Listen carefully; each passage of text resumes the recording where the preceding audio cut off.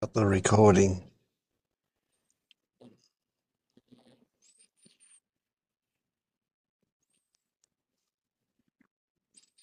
It's cold where you are, is it? Yeah, it's not that cold. It's getting warmer, but I just didn't turn the heat on, so yeah. No worries. Yeah, you're going into summer and we're going into winter. What? Yeah, it's the first day of autumn. When 5 days ago now. Yes. So we're in the southern hemisphere. I'm in Australia. Oh, So everything's wait, the you guys are other way going into around. autumn? Yeah. Oh, okay. Wait, that's so weird. I didn't know that's how it works. Oh, okay. Yeah, yeah. It's the That's opposite. cool. Yeah. Yeah. It is a strange one. Yeah. That's interesting. Yeah. Yeah. So tell me, where are you up to on this so-called journey? Um, Before I start, like I was wondering like should I like should we wait for like other people to join and stuff like that? Like Sure. Yep, yep, yep. or Others will be here in a moment. Yeah. Yeah, no okay, okay, worries. okay. But Yeah. yeah, I can yeah, because I was wondering like if I should, introduce and talk about myself and also my journey like when other people come, like yeah, Yeah, we just in can do case, that. just so Yeah. everybody kind of is on the yeah, so on the same page, but it doesn't really matter, I guess, but yeah. Yeah. No worries. I'm happy to wait. Okay. All right. You usually here pretty soon. Okay.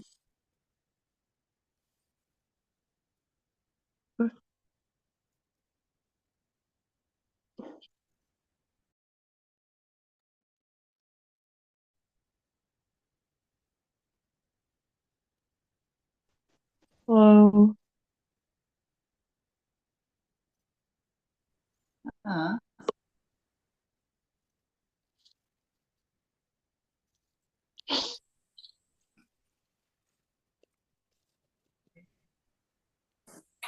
there you go. Hi, Vince. Hi, Monique. Meet Vicky. Good to see you. What's that? Uh, That's Vicky with no C. Oh, all right, nice to meet you.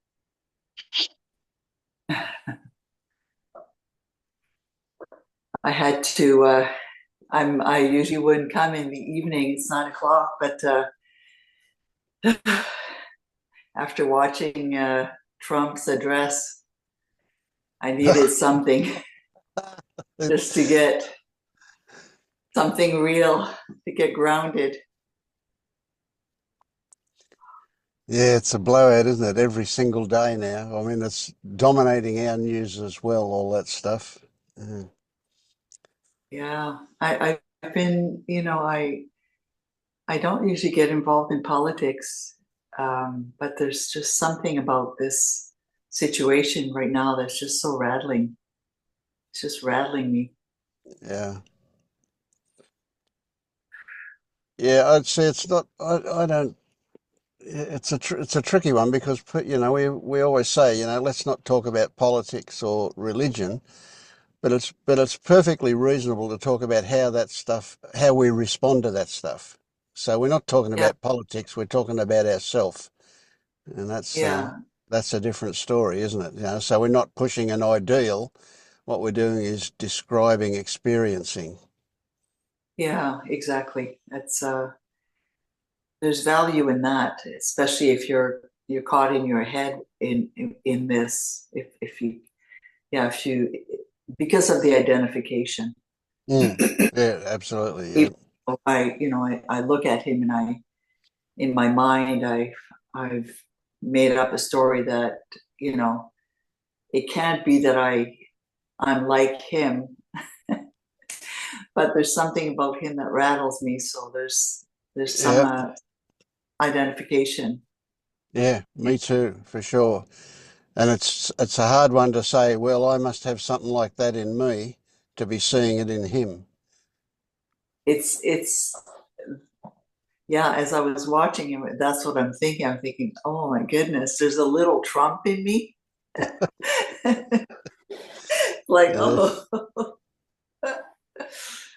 oh my goodness. It's hard not to want to do something about it. yeah. Well, Like there's that, isn't it? eliminate Yeah. that. Oh, Hi, Ray.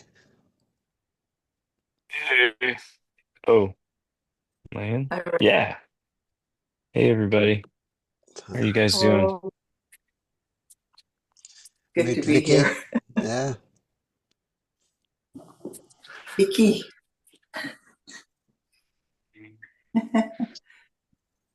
Oh, whew.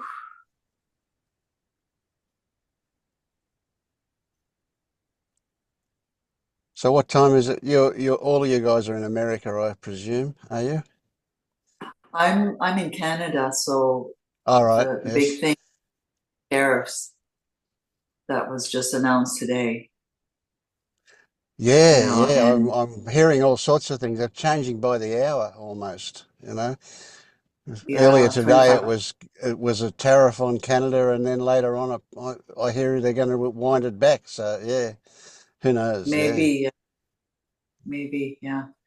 But again, it's amazing what comes up, in you and I'm like, for me, the first thing I think is financial.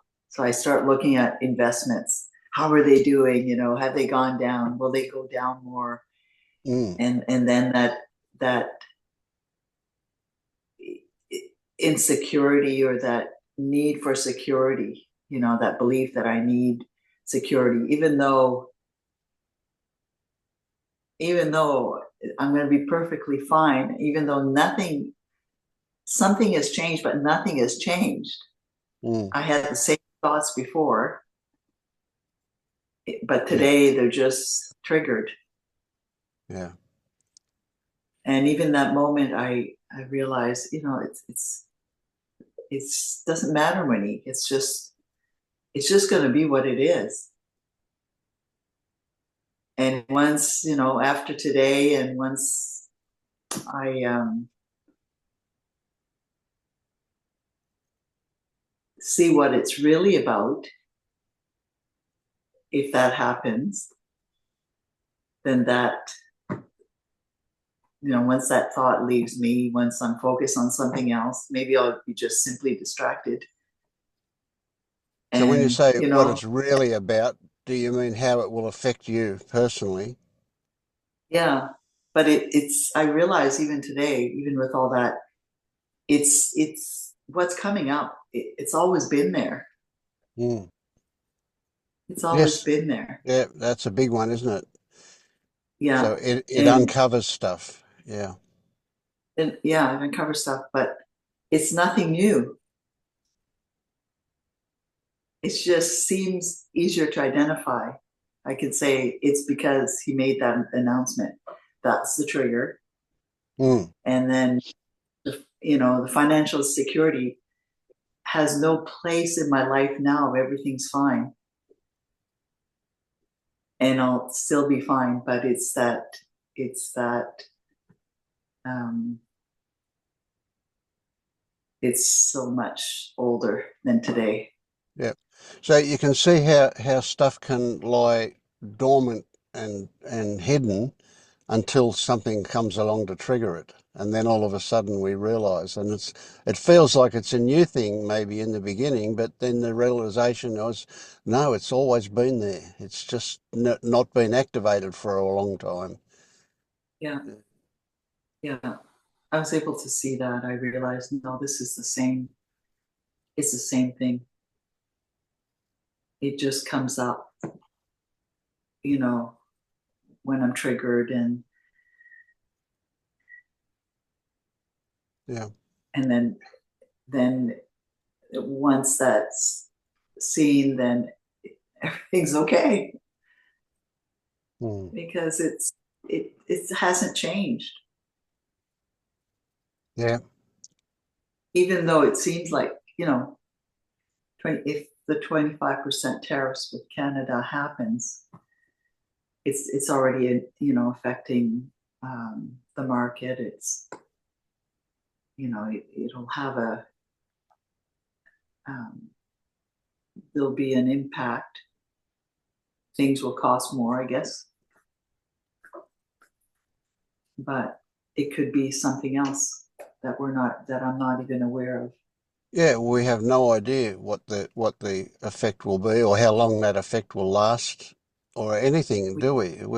It's so facing this mystery, but it seems to be uncertain. Now, It's was the certainty that we had before an illusion? Did we just imagine that things were certain until something like this come along where it yeah, stimulates uncertainty? Or yes, exactly. is there even such a thing as certainty or uncertainty? Is it all just stuff we imagine? Yeah, I woke up this morning, everything was fine. Then I listened to Trudeau. Until you turn on the news. And really, I rarely listen to the news. I'm such a, like, my mother, who's 93, is now interested in the news and politics, and she wants to discuss it with me. And I won't. I just don't. But today I knew if I didn't give her that a few minutes, I said, Mama, I'm giving you 15 minutes. We're going to talk about this because I know you're dying to talk about it. So we talked about it for 15 minutes. And I said, it's over now. But yeah, I just can't believe how rattled I am.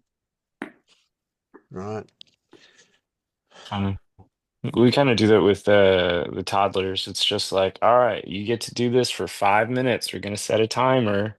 And you set the timer, and it's just like 5 minutes is up. All right, you got to hit the button. Now we're done with that. Well, I think I need to put the timer on myself Mm, because nothing good came of it. oh I yeah. I was disturbed all day Mm, and it wasn't necessary. Yeah. yeah. I intentionally don't follow well, I mean, I've got a lot of other things going on now for sure, but like my decision not to follow the news is kind of a conscious one. I think during the first Trump presidency, it was just like so easy. Like every day, I just like fire up the, two news websites and be like, time to get outraged. And Now, I don't know. Eventually it was like, okay, who's being served by this, you know? And like the answer was like nobody that I really like. So I don't Mm. know. no, I didn't like what emerged today. Yeah, I get it. So I'd like to let Vicky introduce herself so we're on the same page here. We don't know anything about her, except we know that she's keen enough to be up at 1 a.m. New York time. Wow. Yeah. It's actually 12 a.m. Oh, But okay. but but yeah, oh my God, like an hour ago, I just started being like, yeah, an hour ago, like, yeah, like, my shadows started coming up and I was feeling like fatigued anyway, I powered through and I made it. But anyway, so I guess like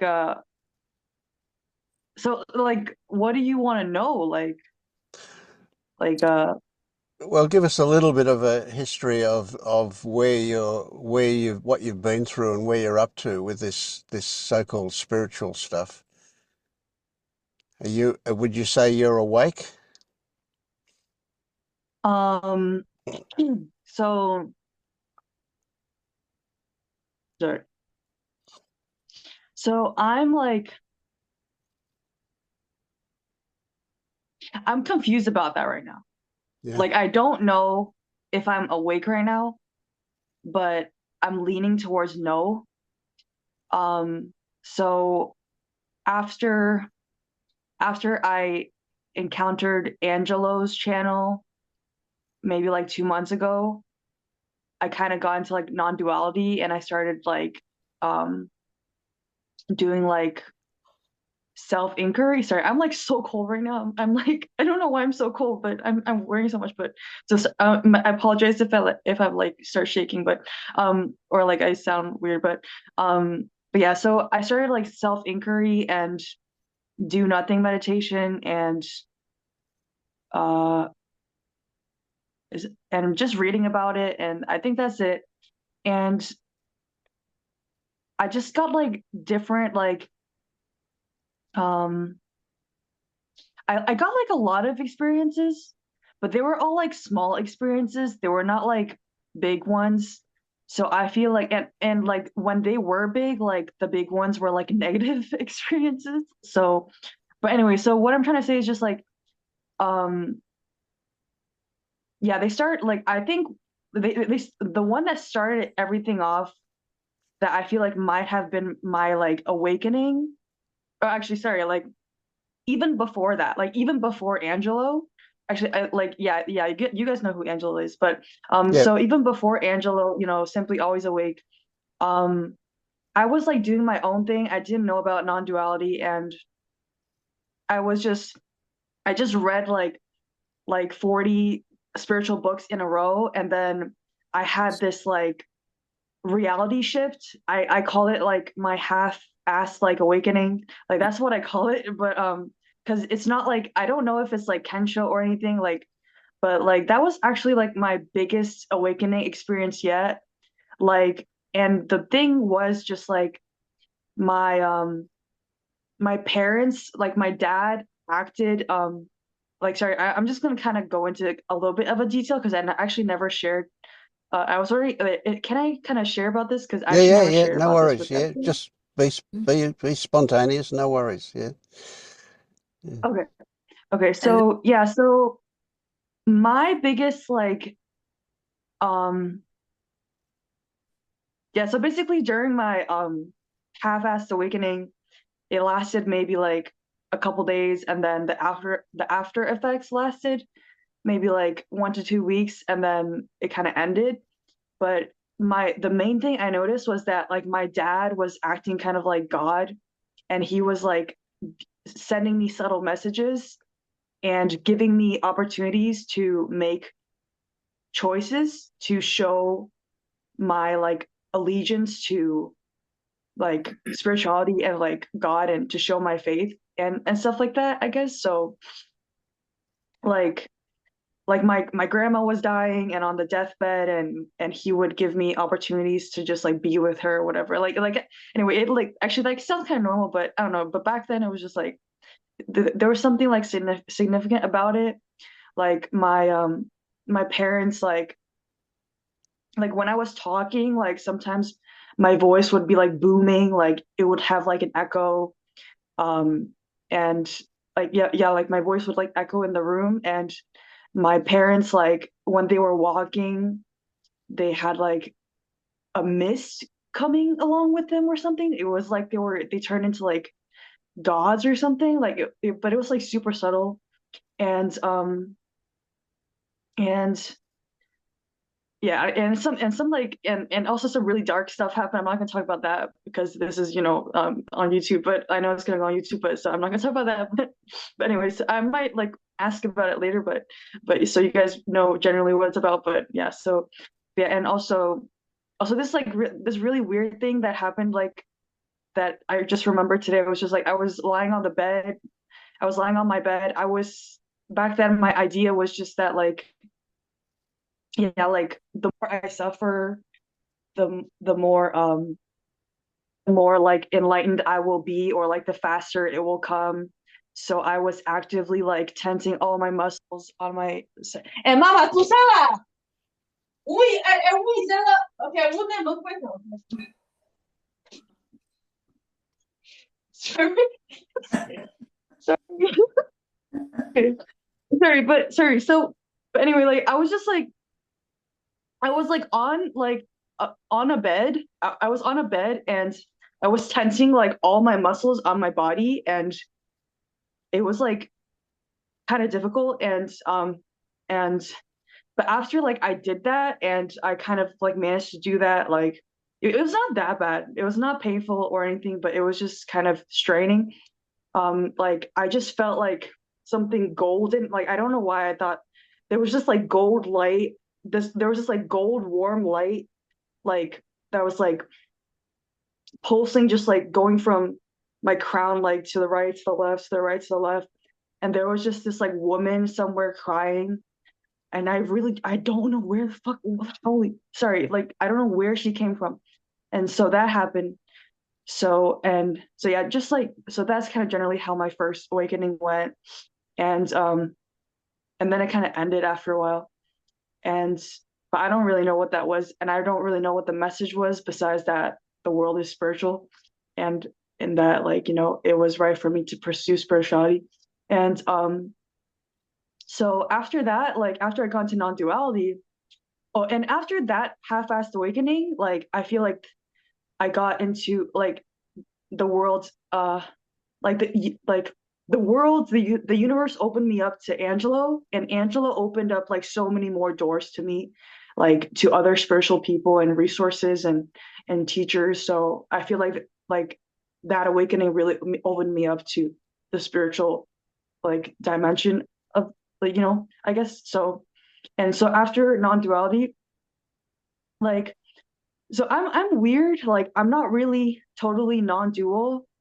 I'm like, I'm actually, because non-duality is just like a framework as well. But so like I'm welcome. I welcome like new frameworks into my life if I feel like they're more fitting to me.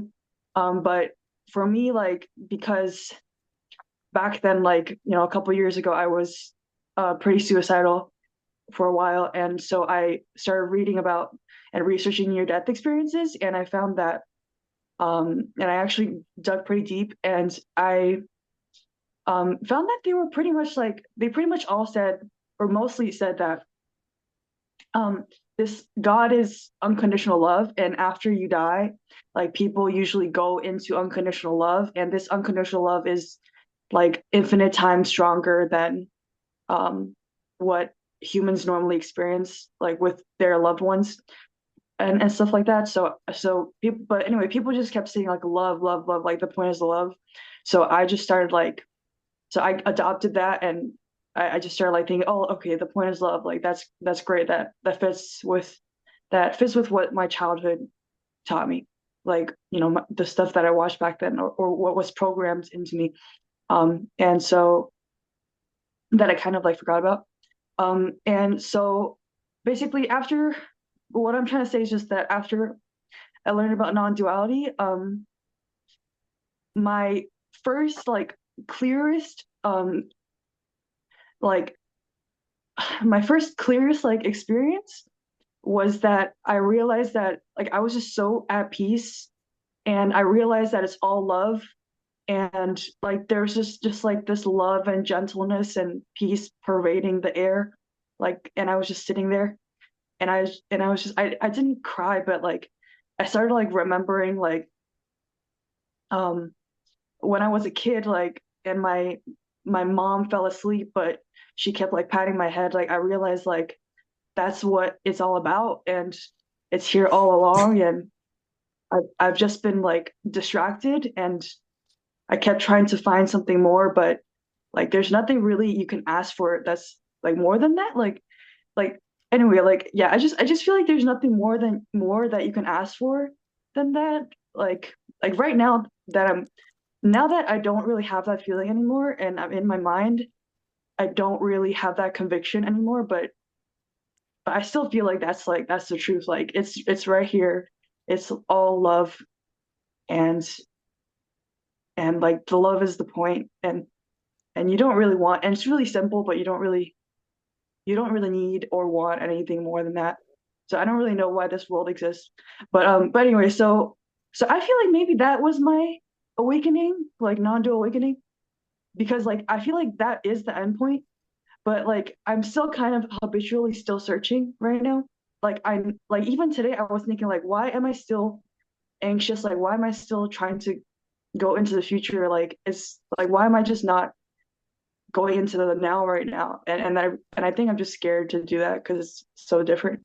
But anyway, so yeah, so basically right now I just feel like it's like all about, for me, like I feel like it's all about love. And I think like Shinzen Yang, who is like an enlightened Buddhist monk, I found him on YouTube. He also says like after enlightenment and after you go back to the marketplace and you go back to the world and you just act like a normal person and you just teach other people and stuff, like it's just about like loving deeply and acting effectively. So it's all like about love too. So I feel like I'm kind of like my kind of my guesses or where I'm going at is kind of on good ground right now.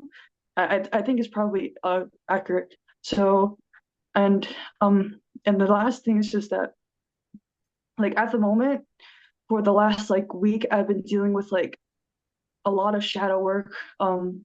Just like I feel like I'm getting pretty deep, but I don't know how much deeper it can go. But I feel like I'm getting like pretty deep already, and I feel like I'm making pretty good progress. So yeah. So what do you call shadow work? So what I call shadow work right now is like um actually I just watched a video on that that was like really helpful, that kind of clarified things for me. But like, and also I also just did some research on IFP or internal family systems or something like, so Yep, yep, IFS. yeah, Yeah, but basically like I realized that like my shadow is just like the neglected part of myself that I suppressed, that like was just made in my childhood to protect me, I guess.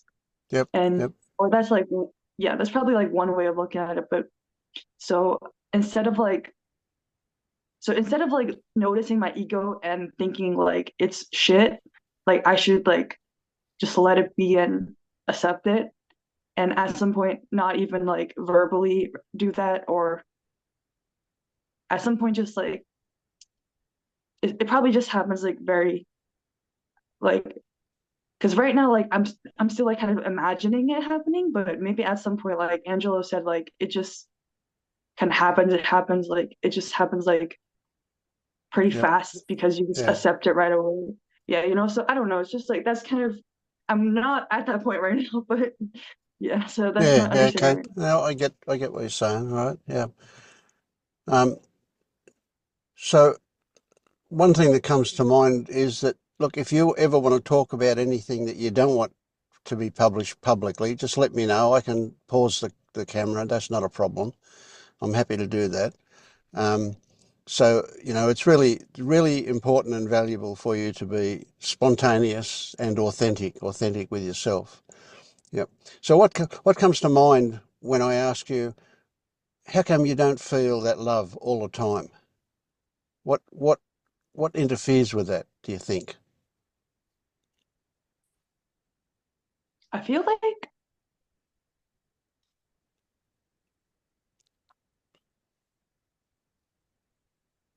um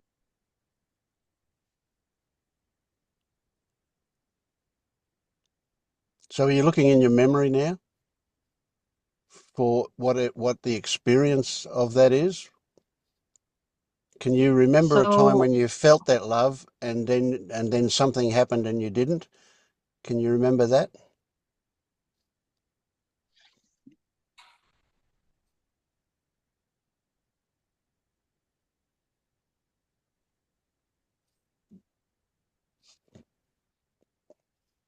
the I feel like this is just where I'm at in my journey right now. Like I've just been pondering on this for a couple of days now. I can't get any deeper, but like I Okay, don't look, really remember. I don't Yeah. want you to ponder. I want you to look at your experience. Look in your body at what you're experiencing. And right now, if you look in your body, right at this very moment, can you feel that love?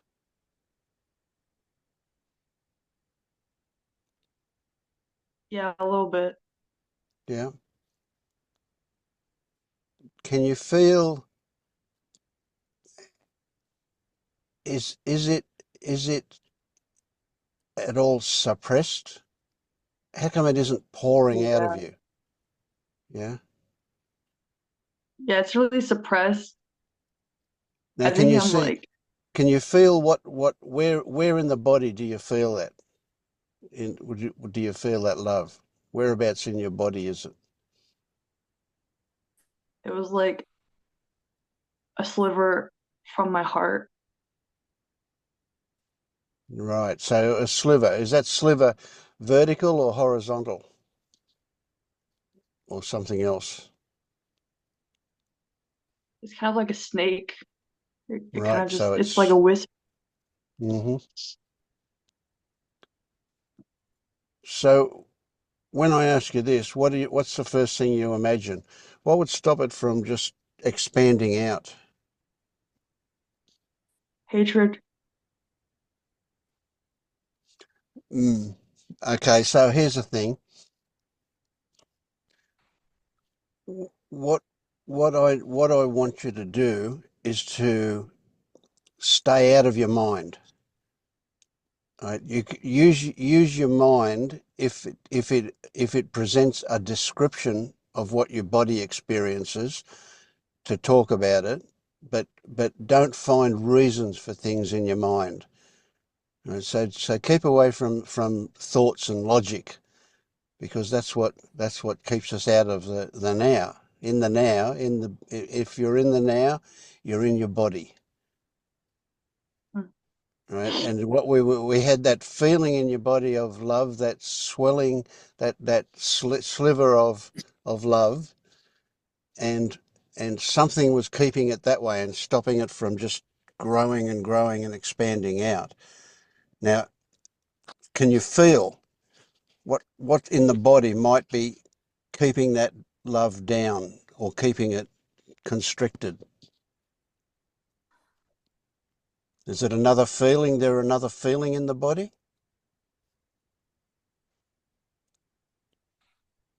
I don't know. I want to, I feel like I want to cry, but like I'm suppressing it right now. Yeah, yeah. Now you're definitely allowed to cry. I cry all the time, and you'll see me cry for sure. So crying is fine, right? So when you that feeling of wanting to cry comes up, is that wanting to cry out of sadness or out of joy, or what's pushing the tears? Would you think? What's the first thing that comes to mind?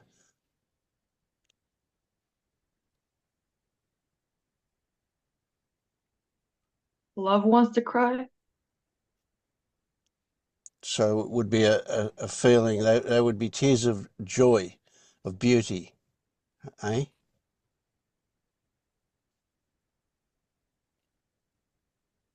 I don't know. I think it wants to release and release and be expressed. hmm So there's a feeling inside of wanting to push out, push up and out, eh? Yeah. Yeah. But something's stopping that. What do you reckon that might be? I'm scared of judgment from like the Right, group okay. members that are here. That's very My reasonable, isn't it? first You know, time here. that's pretty Yeah. normal stuff, isn't it, eh?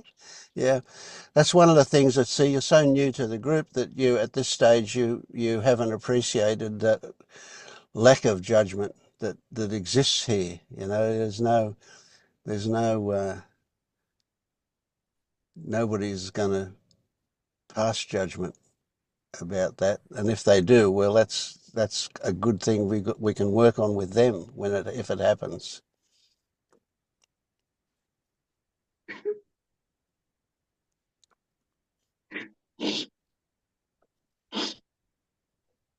Yeah. Thank you. And the natural inclination is to stop it from happening, isn't it? But let it go. You're allowed to, absolutely. I'll cry along with you, no worries.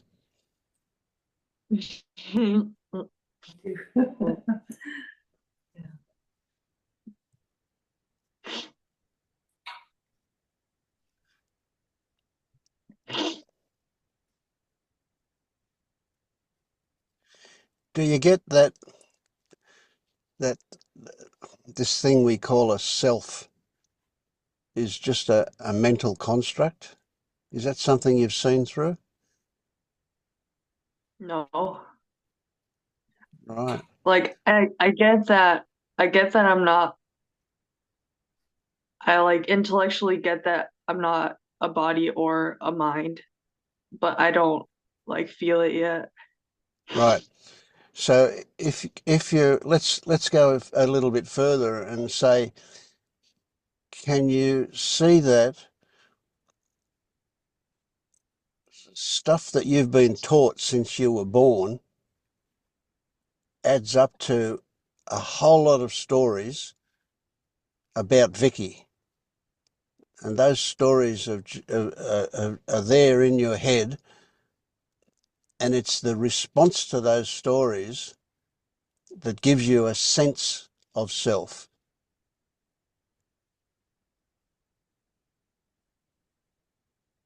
Does that make sense to you? Kinda. Hmm? Well, we'll prod and poke at that one until it makes sense for you. But it's that sense of self that we've learned. We've learned, you know, we've learned a whole lot of things that we've adopted and believed to be us, and that ends up, if we put all those bits and pieces together, it ends up adding up to the idea of who Vicky is or who Vince is or whatever. But there's an interesting one here, and that is that exactly what we were talking about a moment ago with you feeling like that love was constrained, suppressed or controlled, or however you want to put it. It's the self that does that. It's the self. We sometimes we use the word ego when we're talking about a self, and it's the same thing. And that's developed as a way of keeping us away from unpleasant sensations and unpleasant feelings, discomfort. We avoid discomfort, and we usually use that by getting into the self, at least the idea of the self, and the responses we get from that either keep that discomfort suppressed, or gives us a short-term hit where we get a little high because we can believe something good about what we consider to be ourself. And so it is yourself, Vicky, the self that we call Vicky, that was keeping that love suppressed, constrained in your chest, that wasn't letting it out. And very likely those tears that kind of just came a little bit close to the surface and then went away again were part of, well, what was behind that was discomfort. And the whole point of keeping away from discomfort was to start thinking about things, getting busy to distract from that discomfort. That's something that seems to happen a lot. So what we're talking about here is not spiritual stuff. I mean, it is spiritual, but it's not in the way that we normally see it. We're talking about human stuff. What we're talking about is being fully human. So we're not. So you can say, oh well, you know, one of the sayings that you see around a lot is that we're spiritual beings experiencing a human body, kind of thing. Well, that might or might not be true. I have no idea. But what I I can't come to that conclusion except by using fantasy, but mentally. So what I can say is that there is a body here, or what I call a body, and that body has experiences. But if I have to say what I am, I've got no idea. I can't come to a conclusion about that. I might be a spiritual being, I might be a soul, I might be God, I might be consciousness, I might be awareness, or whatever stories that you can hook into might or might not be true, but I can't say any of those are true because they're not part of my experience. I can only imagine that to be the case. And so what we're talking about here is beyond what we can imagine. We're talking about what is actual here. And what is actual sounds really simple and a bit gross sometimes, is just what goes on in the body. It's the body that's the instrument that experiences experiencing. And that's the only thing that we can say is actual. Those things that we experience. Everything else, the Statue of Liberty, the Eiffel Tower, they're just fantasies in our head at the moment, aren't they? We can't experience them. They're not coming in through our senses, so they're just an idea. So we can only think about them. And anything that we think about, that about is a story. It's not actual.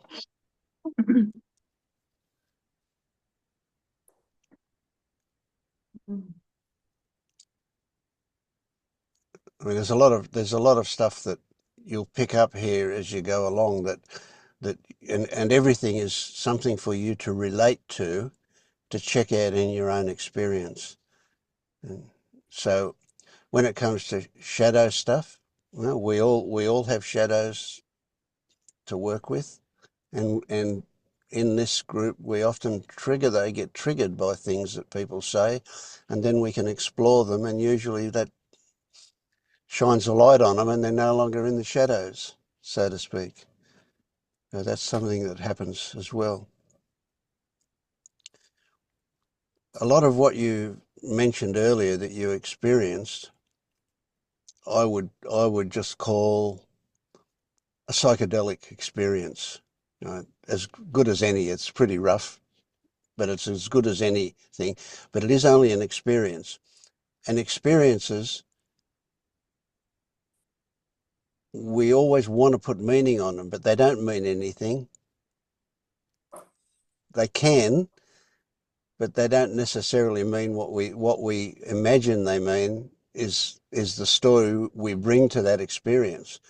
So the experiences you had were fully and completely the experiences you had. Nothing more, nothing less. And the fact that you can have what we might describe as a psychedelic experience means that you didn't have that control going for that period of time. Viky was in the background, and the body was having experiences of light or whatever. We've all had certain experiences a bit like that.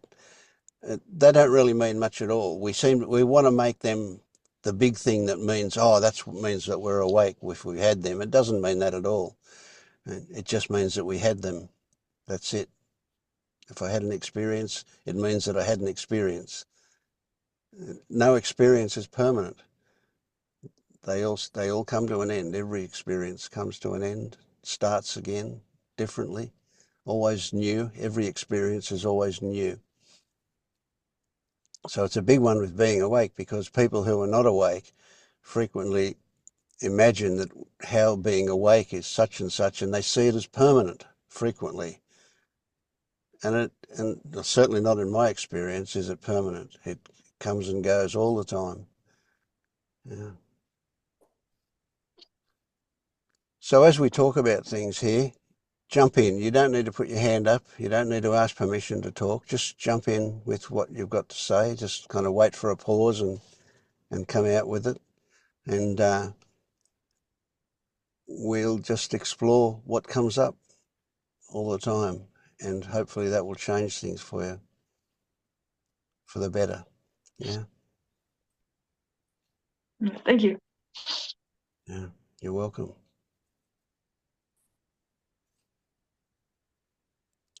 So what I generally try and do, somewhat consciously, I guess, is to kind of work through everybody that's here. And today, because it's a difficult time for lots of people, it's really early in the morning for some and really late at night for others and so on. It's a good time for people in Asia, and it's a good time for people in Australia, but there's none of them here today except me.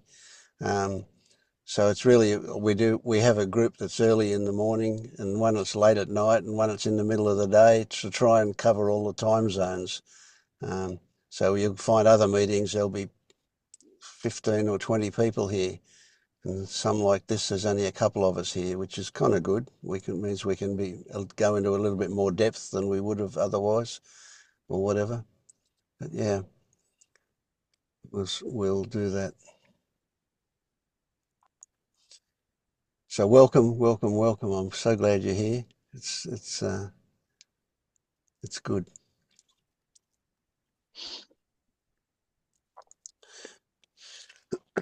So, how's things been for you, Ray?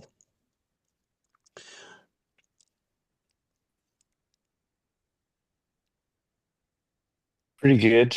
Um, yeah, no, a lot has happened.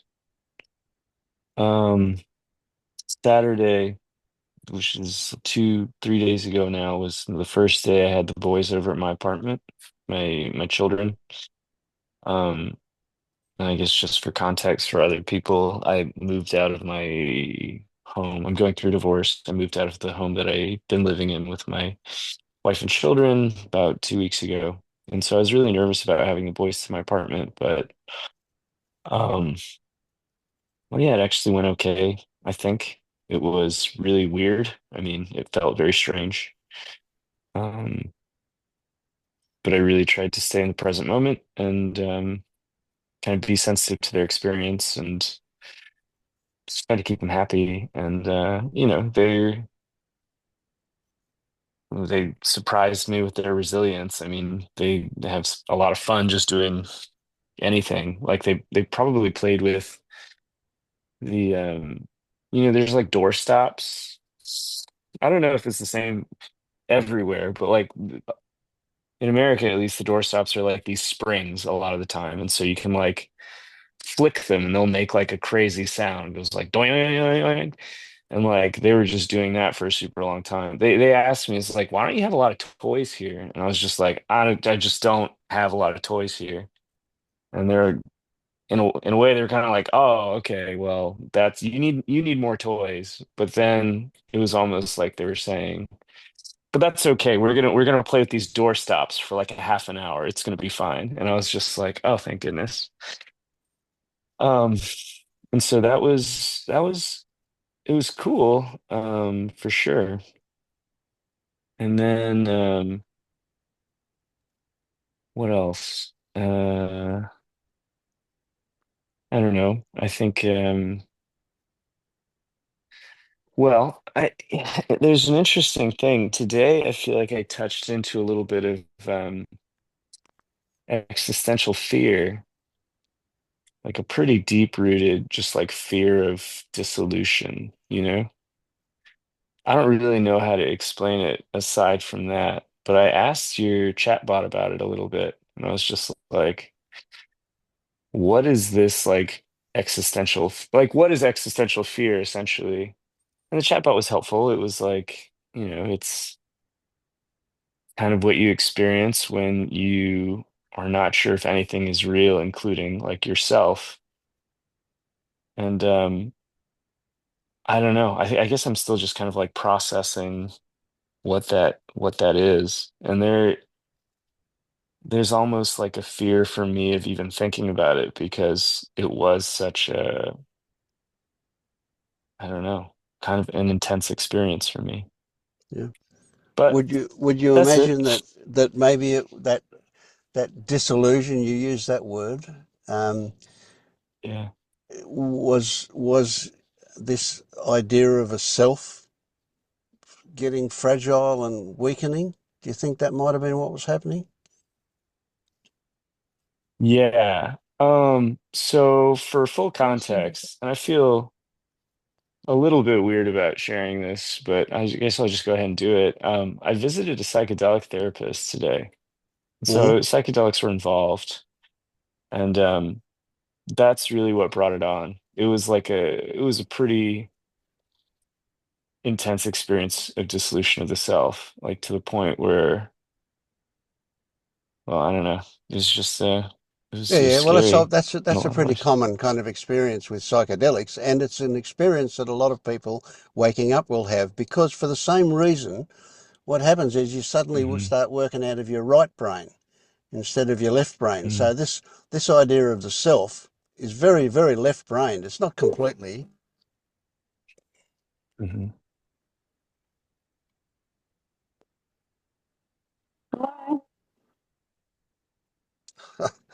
Look, my wife's trying to ring my daughter, and the car grabbed the phone. Oh, Uh, Hello? hi, can you hear me? Yeah. Yeah, ring Jenny, would you? I did. Oh, okay. Look, I'll hang up and you do it again. Won't be a second. Oh, where are we? Let's see. Let's see. Oh, go away. Jenny's phone. This.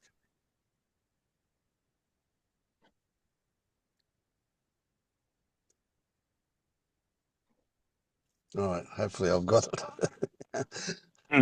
She's Wait, out there in make the a joke? lounge Can I room, make and a the joke? phone still got the car still grabbed her phone. Yeah. Okay. Okay. Yeah. So this is the kind of thing that happens, and it's this sense of it. Well, one of the if you get frightened when that starts to happen, it's because you're losing this idea of having control. That's very much a big issue in that. Yeah. So psychedelics are, especially if you're doing it, under supervision and everything, a great way to accelerate this kind of thing. But it's really a good idea to have supervision when you're doing it. Um, yeah. but it gives you this. It just shows you how fragile this whole construct of a self is, and how we have to stay left-brained in order to keep it in place. And if we get into the right brain, well, then we just go, we're not even concerned about the self. We're just blown away by the intensity of colours and the shape of things, and things like that coming straight, direct experience into our senses is a big part of that. Yeah. Really Yeah. curious to know more, Ray, about what it felt like to what you call existential crisis. Just curious, what does that feel like? Oh man. I don't really know that I can describe it. I think in my experience it was just like hmm, my particular experience was a bit explosive. It was just like a complete, oh man, like I don't I really it's one of the I don't think I can put it into words at all, but it felt like at one point it felt like I was completely disappearing and then being like born into the world again. Like it was very yeah, it was very intense. All I have of it now is like a memory of sort of what I remember of that experience. Um Disappearing, disappearing. yeah, yeah. Like oof, I can't I don't know. Anyway, Vicky, you don't need to put your hand up. If you want to say something, just jump in when you get a space. Okay. Can I ask a question? Yeah, yeah, go for it. Oh, also before that, I just want to give a quick quick facts. Like when you talked about the right brain stuff, I just remembered like I watched a YouTube video. They were saying like yeah, it's from What If Altus, the YouTube channel, and they were saying like there was this book and it said that if you let the right brain draw a picture of a tree, it draws this like magnificent picture of a tree that you like don't even expect. Like it's so beautiful. And then if you use both sides to draw a tree, it's just a normal tree. And if you use a left brain, then it's just like half of a tree. So that's like so interesting because that's like exactly what you're talking about. And I'm just like, wow, like, because when you said like right brain, I was like, why is he saying right brain, not like, you know, complete activation of both brains, so and then I remember like, oh, well, that's what that guy said. So yeah, I just think that, I just kind of made that connection. So I just wanted to share. But yeah, and I just wanted to ask, like, would it be helpful to do like more like right brain activities then, like, or like develop those hobbies? Because like I don't really have hobbies per se. So like, for example, like art and music, like would it be helpful for spiritual people to like engage in that, just to, because it's like more right brain and creative, like, and stuff, like, does that make sense, or is this just like not really important? It makes sense for sure, and what you'll find is that people will be more creative in a whole variety of ways, and not just artistically or musically, but in a lot of ways people will get more creative, because that's really what this whole waking up process is, really shifting out of left brain into right brain. Now, not 100% either way, but certainly a lot more right brain stuff comes in, because we don't need to control things. We know that control is an illusion. We only think we've got control. We don't actually have it. Um, so when we accept that, we no longer get into the left brain to try and maintain control. We don't have to even explaining things. So when you ask the left brain to explain things, it'll write a page of words to explain it. When you ask the right brain to explain something, it'll draw a picture, or it'll make some music, or even a poem. Maybe if it wants to use words, it'll be a poem or something like that to express what it wants to express.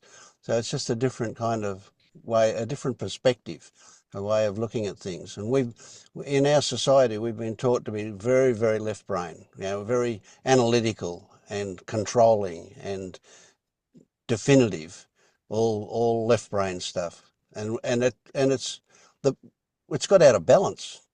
So when you talk about the balance of both hemispheres, most of us are not even close to balanced. We're just way, way, way left brain dominated.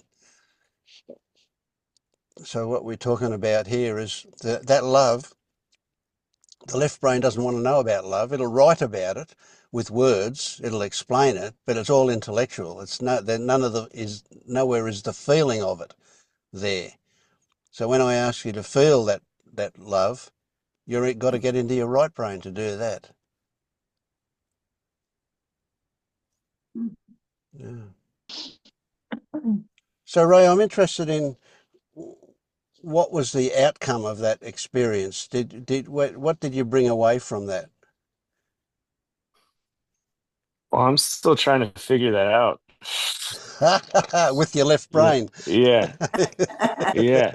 Um, Well, yeah. I mean, I yeah, I hesitate to really, like I don't want to over analyze it, right? So like there Absolutely, was a part yes. of Yeah. me, yeah, there's a part of me that was like, oh, I need to go online and like look up everything about, like if people have had similar experiences and like, and then I was just like, no, I don't think that would be fruitful. I think that would maybe, spin my wheels a little bit.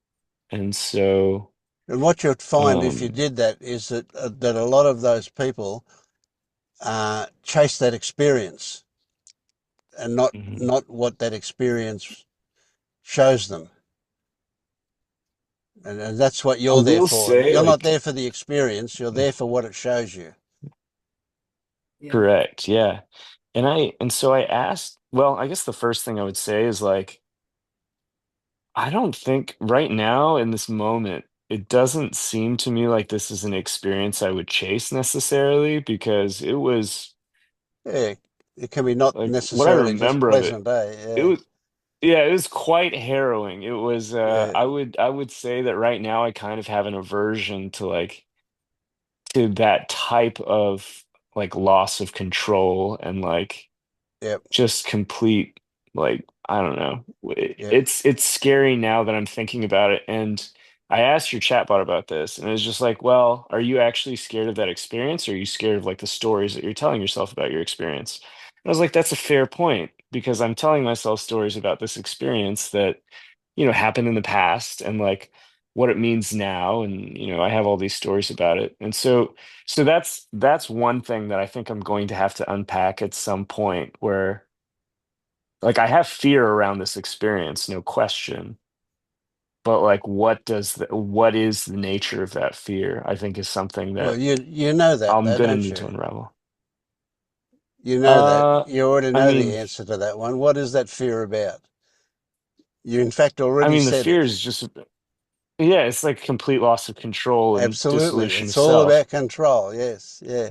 Yeah. Yeah. Yeah. And the other Um thing that happens is that because it's so intense, that experience is incredibly intense, isn't it? And the yeah. and it's almost like you're kind of facing the void, if you like. There is all of your shadow all at once, ready to pounce out, and that can be pretty scary, eh? It was, yeah, it's probably, I can't imagine a more intense experience than that, if I'm being completely honest. I mean, but right now, I don't know. Right now, that's just kind of how I feel.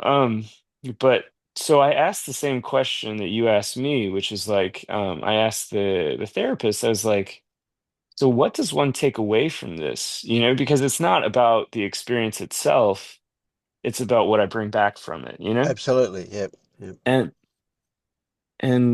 what they said was kind of like, I think, and they had some appropriate caveats, which is like, well, I can't really say for sure, but like basically what they said is like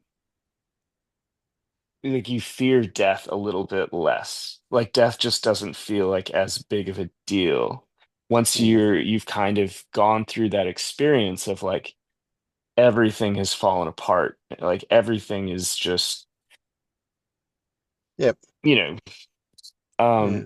and then once that's happened and you've gone through it, or you've had that experience, I don't know. I Yep.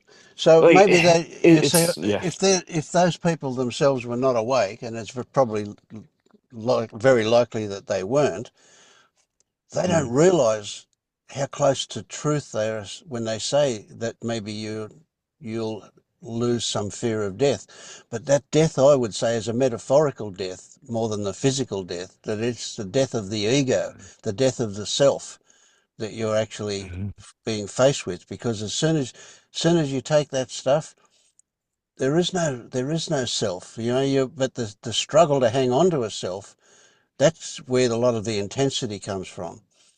And so yeah. it's a fantasy, but you can imagine that if you were really relaxed about it, there would be no fight to keep a control. There would be no fight to keep, Ray there making sure that he doesn't make a fool of himself, or that he says the right thing, or whatever. So it's really, that's Mhm, the stuff that gets really scary. But remembering that that self is your armor against all the shadow stuff. And mhm, so all of a sudden, when that armor looks like it's almost dissolving, right? Whoa, of course it can be huge fears about, what's going to come up.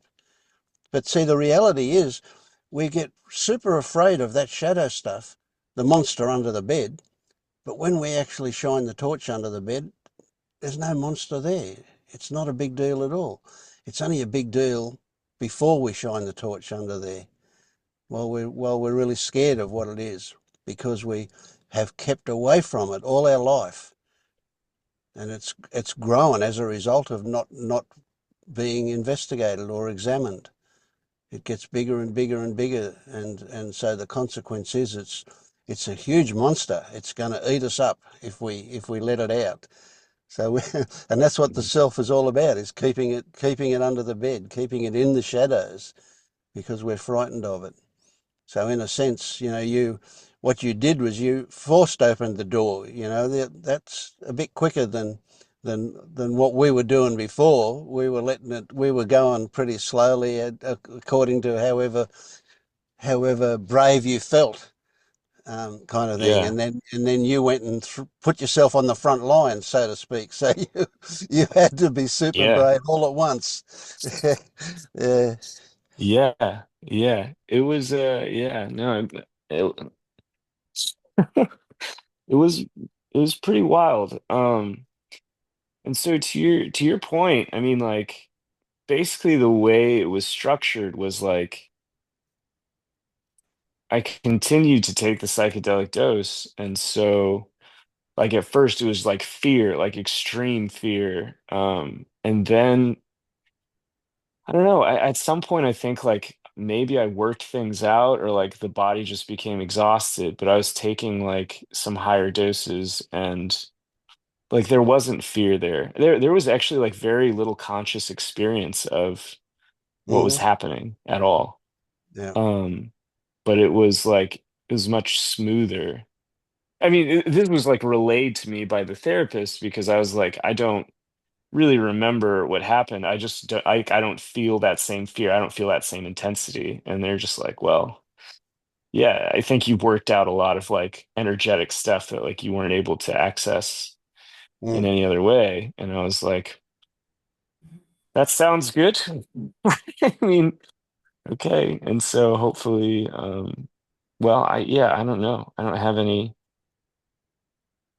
Oh, look, I the integration. This only happened today. You'll be thinking about this Yeah, for the next 3 or 4 days, pretty intensely, I imagine. yeah, And so that things will settle down and integrate, and things will get let go of, and so on.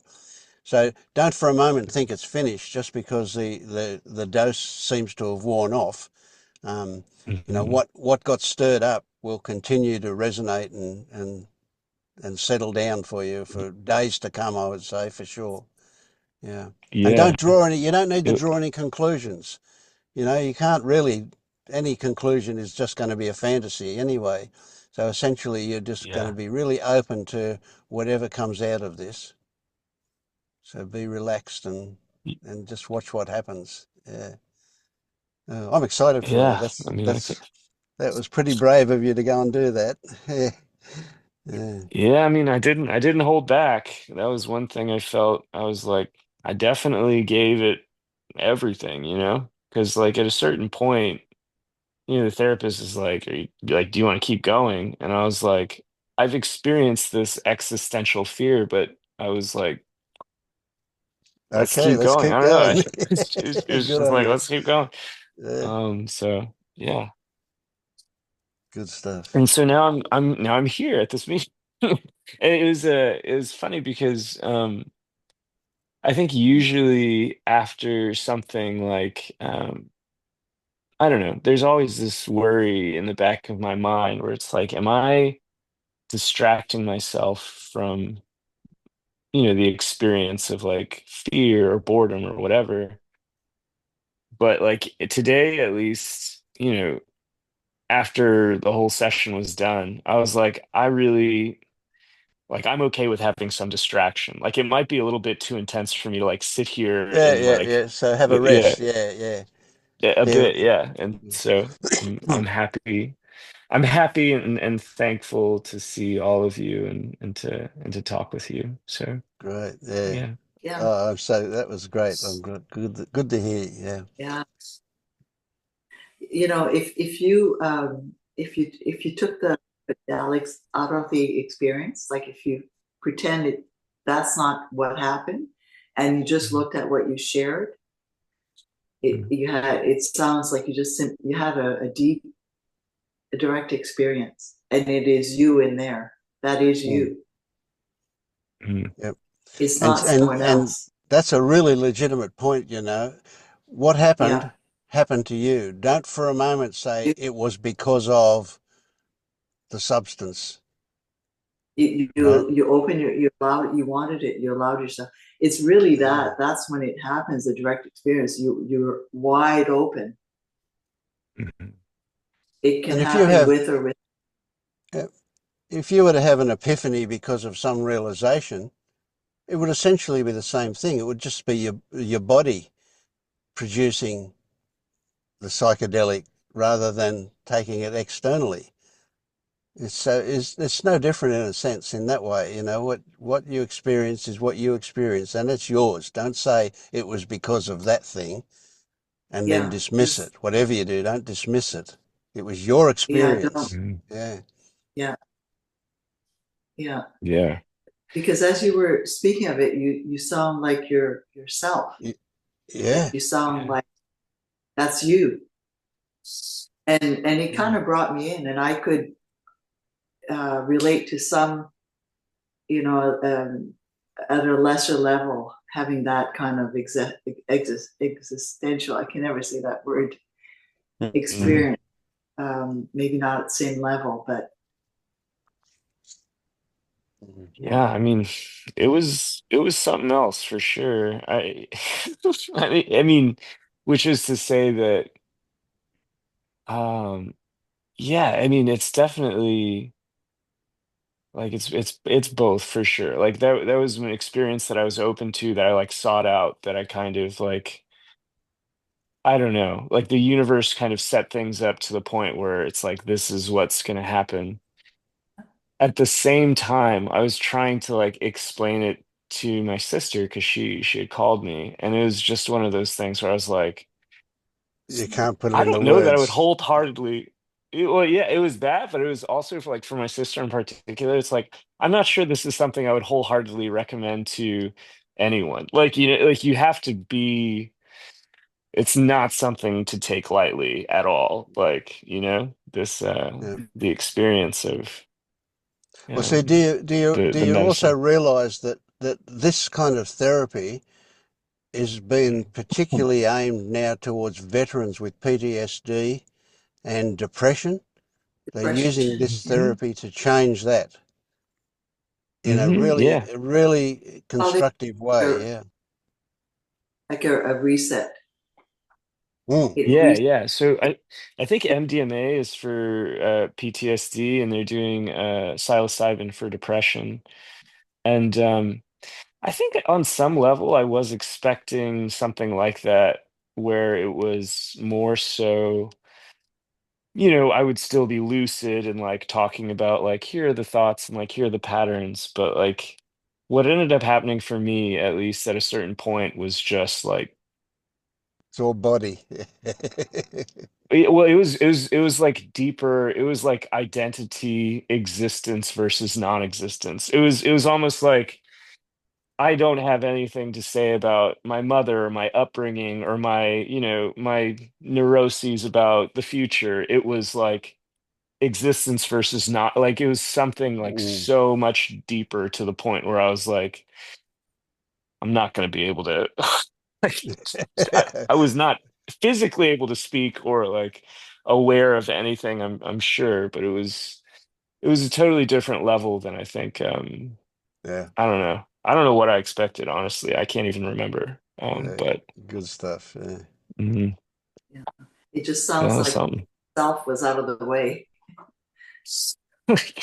That was definitely true for at least a while. So I don't know. Yeah. Good stuff. Yeah.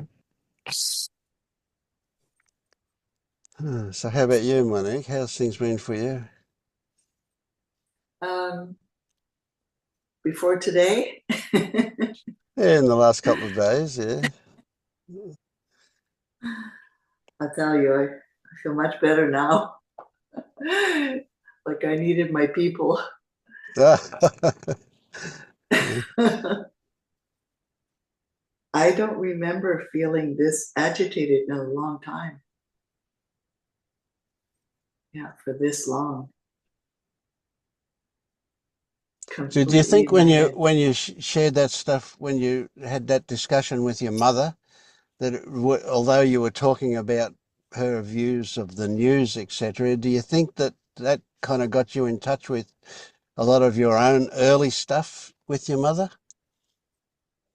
When I talked about what?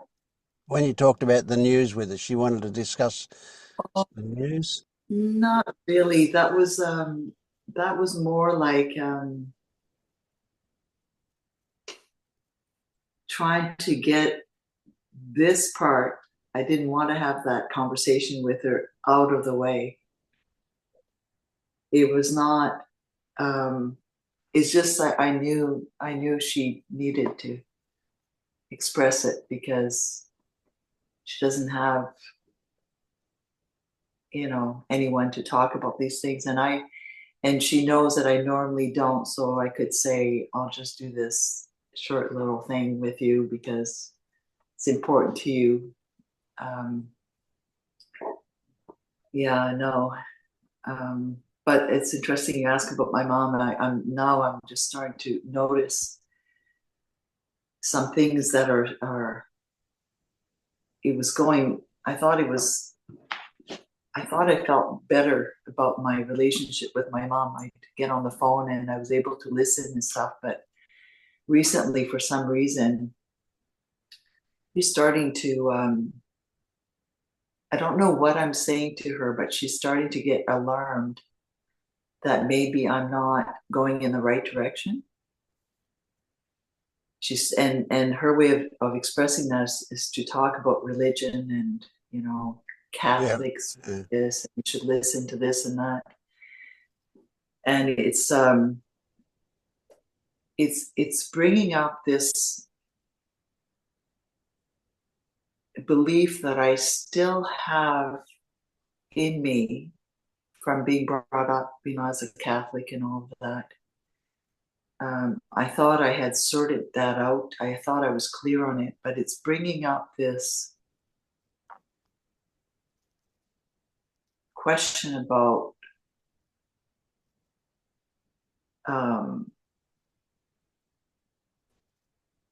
what is this? There's only this. And I'm starting to realize that it's almost like a full circle.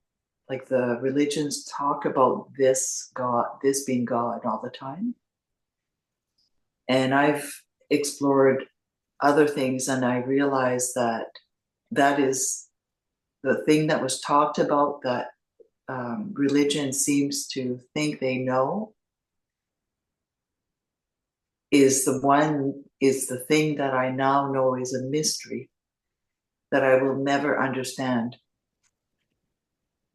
Well, And it's kind of, I was just going to say, if you are not defensive or whatever the opposite of offensive is, aggressive, I suppose, towards religion, it's a lot easier to see that a lot of what's been written and spoken about is a metaphor. Right? And in that case, there's no contradiction, there's no conflict between what we talk about and the metaphor of being God. But it's only when they start thinking about God as the old man with the long white beard up in the sky kind of stuff, or that they want to nail it down to something actual, that it gets to be a bit weird, eh?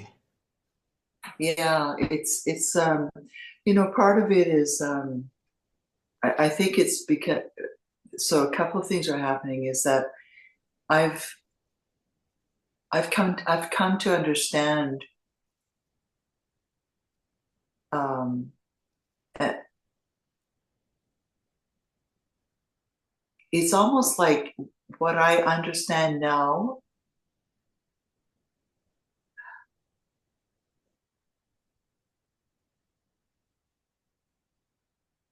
it's like I think I'm realizing that I don't want I'm not against what she says. It doesn't really contradict anything. But I don't know how to communicate with her without, like, where she's bringing up very specific things that she believes in. And it's like, I feel like she wants me to agree with and to speak the same language. And it's such a big part. She's 93, so it's a big part of her life. She's getting ready Yeah. at the end of her life. Yeah. So it's like, I just don't know how to do that. anymore. She's not going to change. You have And to accept that's the way it's going to be for her forever, and that's where she finds her comfort and things. You know, if she's that's what will make it okay for her to die when the time comes. yeah, That she'll go to God. You know, that's so. Yeah. but I'm not understanding why for a long time now I was okay with that. But for some reason it's irritating me now. Mm. You know, Well, when it's a little bit like you know an oh, adult listening to a 3-year-old explain how the world goes. You yeah, know what how it operates, and it's a bit difficult to accept that kind of really limited, yeah, unsophisticated view of things, kind of thing. Yeah. yeah. It's difficult, and I want to be authentic with her, but I really can't. I mean, there's Okay, so here's a big one, and this is something that's important. The value of authenticity is it is beautiful when you can be authentic with other people. However, a large part of the world you can't be authentic with unless because they'll have you locked up, you know, or something. So essentially, the importance is you've got to be authentic with yourself. But every time you're going to communicate with somebody else, you've got to go to where they are in order to be able to communicate with them in an effective way. Now, communication for me, that means it's often one way, and that is I'm interested in what they've got to say about themselves because I know that there's no way I can explain adequately or convey adequately about where I am because it's not part of their experience, mostly. If it is part of your experience, then I can be totally outwardly spontaneous as well as inwardly spontaneous. But if I'm down at the shops talking to the lady behind the counter, there's no way I'm going to talk about enlightenment stuff or awakening stuff. She's just going to think I'm crazy, you know, or deluded or something. Who knows? But regardless, I can't do it. So I've got to speak to her about where she's coming from. You know, so I'm interested in what's her relationship with her kids, or you know, what does she do after work, or whatever the things that get her excited. And I'm not worried about getting my view across to her. I'm much more interested in hearing what she's got to say. yeah, no, maybe I forgot that part. She has a lot of things she could talk about without me needing to say anything. Mm. But and the other thing that's happening is I'm just as I speak of it, I realize there's part of me that wants to You still want also say, approval from her, don't you? I also want to teach and I also want to correct and I also want to, Yeah. so that's I'm causing myself a lot of Yep. Yeah. distress. Yeah. And Yeah. it's Yeah. not very, it's not really kind of me to, Yeah, so maybe when if you get that thing where you know like you're just so intensely interested in her point of view without judgment, what you'll find at the same time is that is if it's working, if you're able to kind of feel like you understand where she is at a deep level, then you're just full of love. You're just so full of love for her that she can say anything and it's great. It really is good. It's not just okay, it's better than that. she's so happy when I listen, Yes, honestly. yes. And So that happy. doesn't that get your love going? Doesn't it? That makes me want to It cry, does. doesn't it? Yeah, it I does. was, Yeah. I, yeah, I don't know. I don't know what happened. It's just, I guess it's today. My head was just so, I was so fired up in my head and yeah, I just haven't been this intense in I just think about it. My hands are moving and I'm vibrating that I think it just, all of it from politics to religion, all in one conversation. It's Yeah, like, yeah, yeah, just like, yeah, yeah. kill That's me. all. Yeah. Underneath all of that is the human to human stuff. You That's know, yeah. That's where the love is. That's where the beauty is. That's that. And as you say, she's just, if she feels understood or heard, no, that's better than understood. If she feels heard, then she's just going to melt. She's just, and you will too. You'll just be so full of wonderful feelings for her that you can give her that gift. Yeah. Mm. I have that to give. I have to actually keep it real and remember where I am when I. Yeah. Yeah, we can easily lose, we can get taken over by this wanting to help other people and wanting to give them stuff. And then we can forget that the best gift we can give them is to make them feel heard. It's just Yeah. so Yeah. many people don't feel that. That's such a big thing. Yeah. There's a part of me that's also recognizing her age, and I'm actually sometimes when I give advice, in that moment, obviously I'm in my head, but I'm actually thinking in that moment that I'm trying to help. Mm, mm. And because she's at that point in her life, but I just, as we speak of it, I realize, no, that's just me in Yeah. my head. See, a really interesting thing happens is that you go from when you're young to being the child and she's the parent, and then when she gets really old, it's a reverse roles, and you become the parent and she becomes the child. But if you're not aware of it, you'll start to be the parent that she was when you were a child. Yeah, I'm actually doing I'm doing what she's doing, Mm. and it's complicated. It's laced with me also reverting into the child, Okay, why yes, yeah, yeah. so it's not simple. It has many layers, Mm, yeah, but for me to be in reality when I speak with her, that would be the key, yeah. and just recognize that Yeah, yeah, you she will. she just You'll be able to just be in touch with your yeah, body, be in touch with that love that you've got for her, and yeah, everything will flow. Yeah, yeah, I know I have that in me for her. Yeah. it's tricky because she triggers things as well for you. Yeah, Yeah, our personalities are quite different, but um, the, I can I can I can see that she's actually giving the very best of herself, um, and she's just the way she is, yeah, and yep, she's 93. yep. Yeah. If I'm like her at 93, I think I'm doing pretty good. Yeah, yeah. She wants to talk about the news at 93, that she's got her head together, hasn't she? Yeah, that's pretty amazing. Yeah. That's hilarious.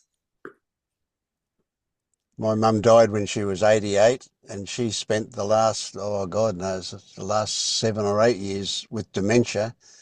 And the same with my mother-in-law. She had a mini stroke and got dementia, and she spent the last 10 years of her life with dementia. So they were like little kids. Uh, in the end, I did, yeah. So your mother's doing pretty well if she can talk about the You're news at her age. light, sharp brain. Mm. Yeah, no, she's all there. Mm. Yeah, no, other than that, my life is very, very simple. Very, very simple now. I don't do very much. But I bet you're busy doing it. Not even, I don't know what I do all day, but I kind of like that. Mm. Yeah, I kind of like that. I've never really had this. I was always Yeah. But looking that for doesn't something. mean that life is empty for you, does it? Oh, it's not empty. No, no, No. no. It's no, very, very satisfying to be. I think the biggest thing is to be able to um, do things at my own pace and to sort of follow my own Yep. whatever it is that I feel doing. That's very new for me. Yep. It sounds like To go out, flowing. yeah, there's much more flow. Yeah. Or if I go for a walk, I might be thinking it's a short walk, and then I end up being out for 2, 3 hours, and I have the freedom to do that, Mm. and I have I can relax with it Yep. And and fully enjoy. immerse yourself in it. Really enjoy it. Yeah. Oh That's what yes, yeah. yeah, very much so. Yeah, as long as no one asks me what I'm doing outside of this group, I'm okay. Yeah, yeah, yeah. Yeah, same. I have the same problem. People say, "What have you been doing?" And I go, oh, I don't even want to try and remember it, you know. And there's nothing outstanding, yet I'm very busy doing nothing, kind of thing. Yeah, Yeah, yeah, and it's like I do something and then I forget about it, and I'm doing the next thing and I forget about it. yeah, yeah, yeah. Oh, There's no need to put it into memory. It's just, yeah, yeah, yeah, yeah. So no, um, it's good good, stuff. and Yeah. things come up. I'm much more. I'm noticing my body right away if there's any tension or um, yeah, just That's a big one because people get trained to go to their head first, not their body. So that's excellent. Yeah. that's a big one for me. Probably like most people who have had a career, I was um, in my head and Yep. very political and yeah. But yeah, sometimes I wonder where my head is. So, There's a lot of metaphors around that one. Yeah. yeah, again, not something I say out loud too much. No, Mm. good. How have you been, Lennart? I'm kind of still running on low energy, but I have a date with a doctor later on. Yes, last week I had a checkup, like blood and like the heart and everything. Did everything, yeah. So I never did this before, but yeah, I thought maybe I'd try because recently I feel very exhausted and well, but I already told you that last week I talked to my boss Yes. in order to reduce my working hours. And then I noticed again that like she's really someone I can talk to about anything, or I can really say how I feel. I don't have to play a role. That's very good. But she has like a boss above her, and the new order from the boss is that we should not be granted hours for preparation. So the conditions, if I change my contract, would be like worst. Um, so it's basically like, for example, you have a contract of 40 hours and then they pay you 8 hours of preparation. So you don't have to teach 40 hours. But then the relation should always be the same, kind of, or that. But if I do 20 hours, I have to teach 20 hours, which means that I work a bit less, but they pay me a lot less money. So, yeah, well, and then I said, yeah, it doesn't really make sense to me, but maybe you can speak to the boss if I can do it with the old conditions. And the funny thing is that the same day there was like a document issued by the migration office, and they pay those courses. And they ordered to do a study about the quality of the lessons, and they yeah, evaluated like how many hours you need for preparation in order to give good lessons. So now they made it a rule. So actually, it was like, oh, thank you. Now I have this paper and I can tell to the boss, well, it's you should actually grant me hours for preparation. So I don't know, but it was really out of n nowhere. And I thought like, okay, sometimes Bit of things serendipity. really fall into place somehow.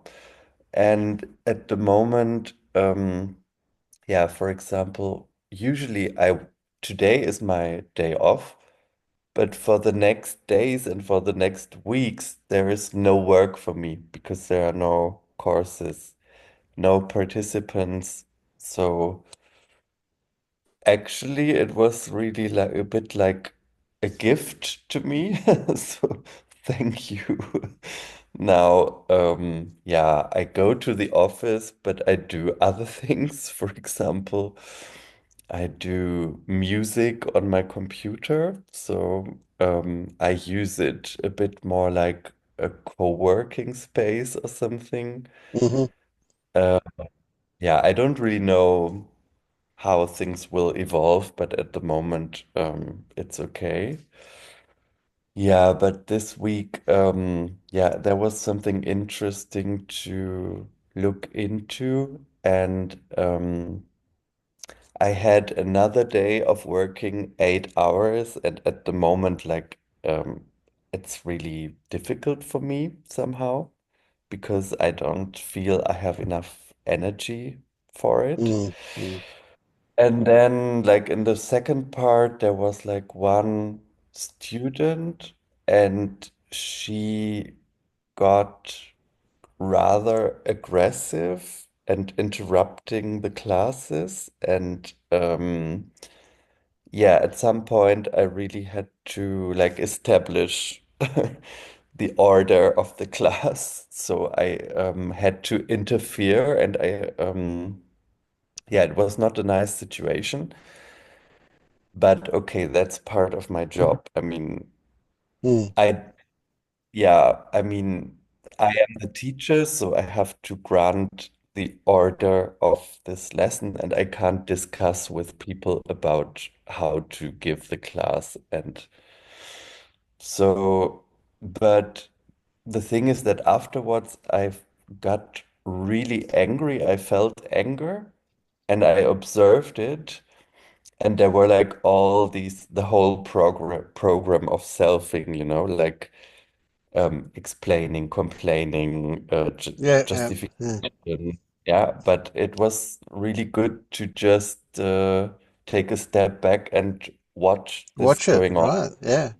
And So it was after a while, interesting that that student triggered that, but you didn't experience it Mhm. until after the lesson. Yeah, it was after the lesson that it kept like Yes. circling a bit. Yeah. But then, yeah, I also uh, inquired into the physical sensations. And then, of course, this is a story, but I tried to imagine what kind of frustration led this person to be a bit aggressive and complaining. And I mean, I don't know if this is like the explication, but it helped me to see that it's not about me, and Mm. it's like it's about her situation, her frustration, her problems. She's not in an easy situation. And then also after that, I yeah, I could also see that my anger didn't have to do anything with her. It had to do with with you. Yeah. working too much, being stressed, having kind of the feeling that some of my necessities are not taken care of. Mm. And um, yeah, So, like, but the did you next, feel like it wasn't your job shouldn't be your job to have to discipline her? yeah, maybe, but it's also that I don't really like to take.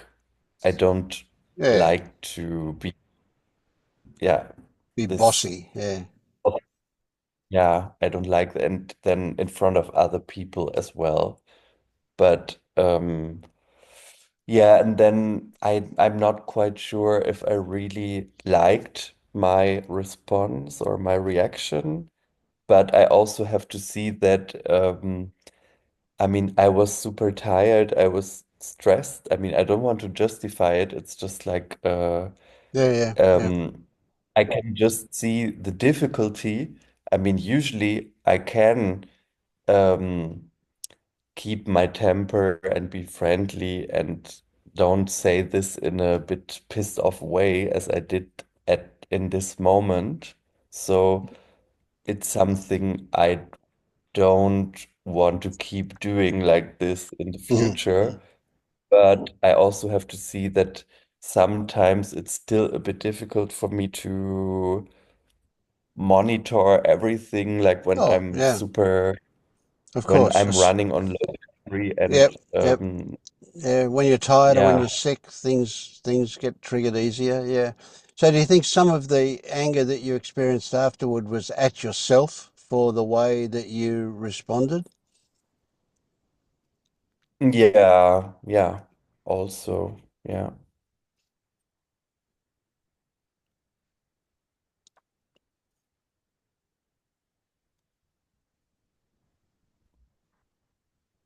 Mm. But I guess I mean the next day, yesterday, for example, it was only 4 hours, and like usually I would have like a first shift, but one of the courses I had is ended now, so I could sleep longer and start my day in a relaxed way. And then I went to work to do it for 4 hours. And the student was also there, and I didn't mention anything, or I didn't go to her Mm, and to mm. talk to her. I just treated her in a friendly way as anybody else. Like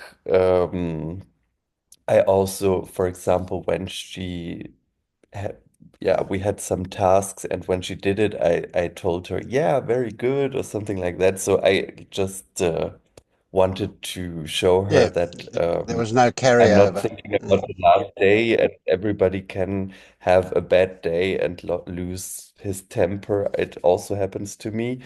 And then I think it was okay again. I mean, Yeah, yeah, good. uh, so that was also, yeah, uh, a good practice, like to not carry things from yesterday into the Yeah, next day. yeah, that was very Like good. Yeah. forget about it and don't have this as a filter with which I experience today's situation. So Mm. yeah. Yeah, good one. Yeah, yeah. You haven't had the results from the doctor yet from the tests. No, I have to go there in half an hour or so. Oh, okay, yeah. Oh, it'll be interesting to see whether Mm. they find anything. Yeah. Mm. Mm. Yeah, I don't know. Maybe it's also a combination of this winter and lack of vitamin D, and I Yeah, don't really know. But lack of sunlight, all sorts of things can be involved. mm. Yeah, yeah, for sure. Yeah, gloomy. gloomy atmosphere definitely affects our mood. Mm. Mm. Yeah, one thing that is very that I was a bit surprised about was that within this whole checkup, there is also like an HIV test.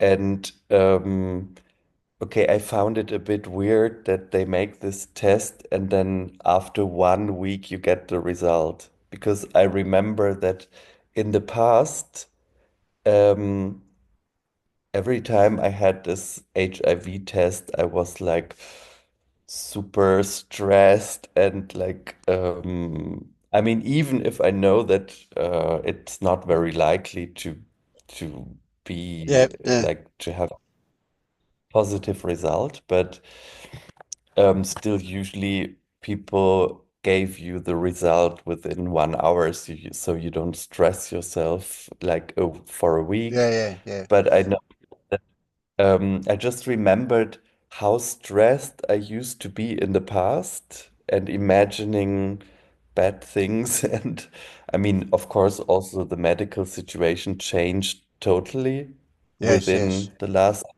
so it's not really something that dramatic as before.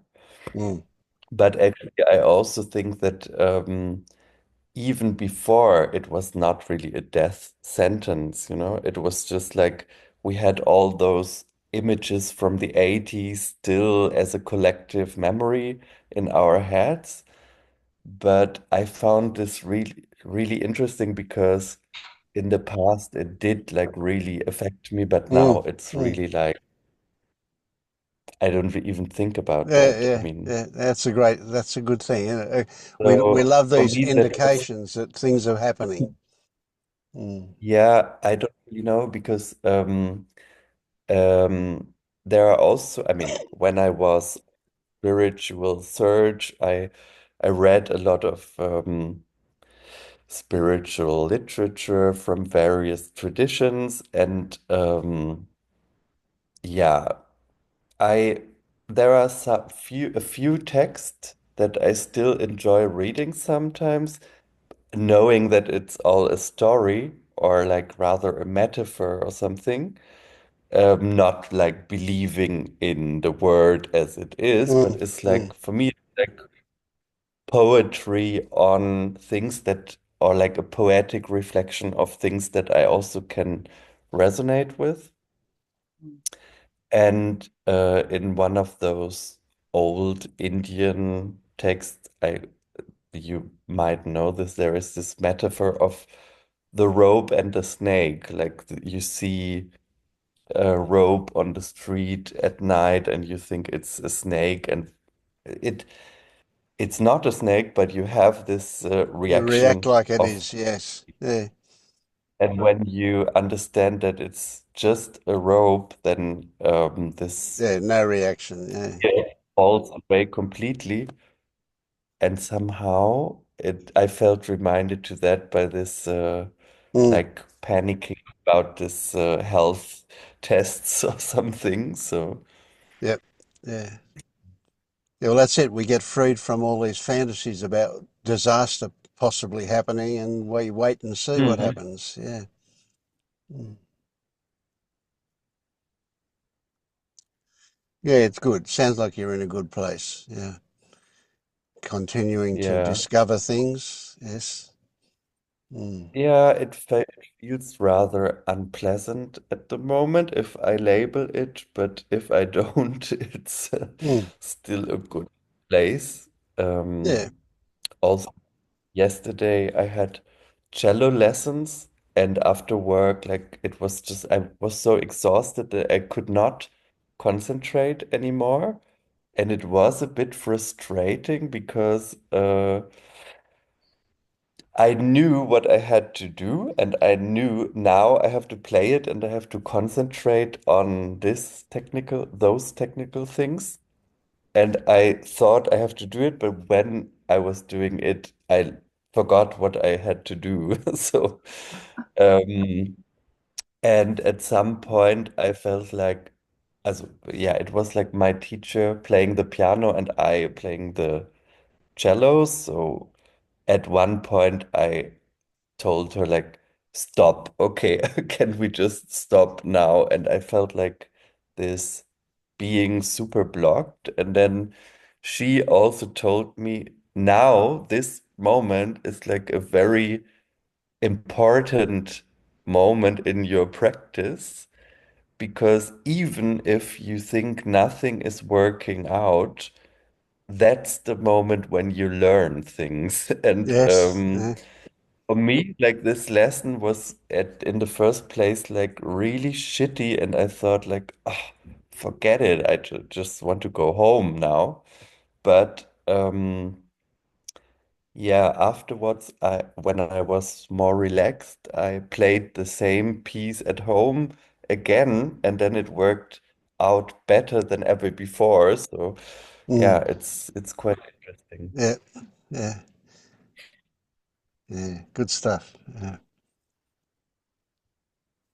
Yeah. Those moments that we automatically want to run away from, when we Mm. when we recognize that, they can be more valuable than a moment that we don't want to Hmm. get away from. Yeah. Hmm. Yeah. Good stuff. Yeah. Life does this. Life will do this constantly. We're constantly discovering things. It's great. Yeah. Yeah, and I remember uh, that Pernille once said, like, most people, I mean, don't learn the most important things when their life is a constant holiday. So, Yes. Yes. um, yeah, I remember we said also that it doesn't mean that you only learn from unpleasant situations. So there are also Yes. Yeah. pleasant situations you can learn things from, but yeah.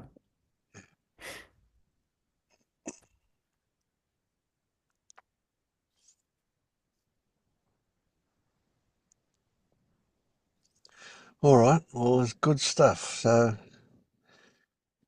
everybody's good. All good stuff happening. Mm. I have 2 questions.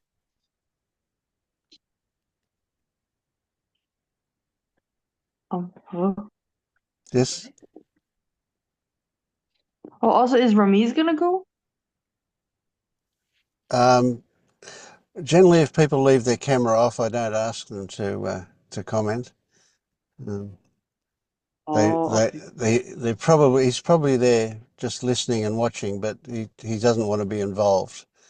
He'll If he turns his camera on, I'll know he wants to be involved. So I Okay. don't tend to push people if they leave their camera off. Yeah. Okay, so I have 1 question.